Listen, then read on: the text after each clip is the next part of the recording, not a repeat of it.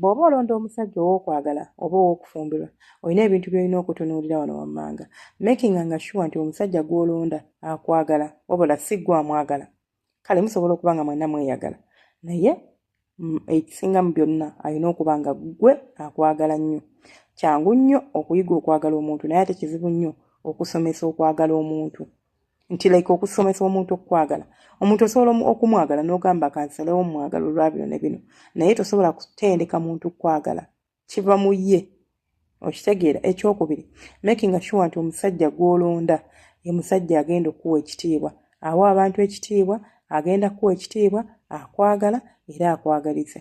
Omuntu atagenda kuwa ekitiibwa ye muntu agenda okuweebula mu bantu akulage nti kirino mu kyakoze.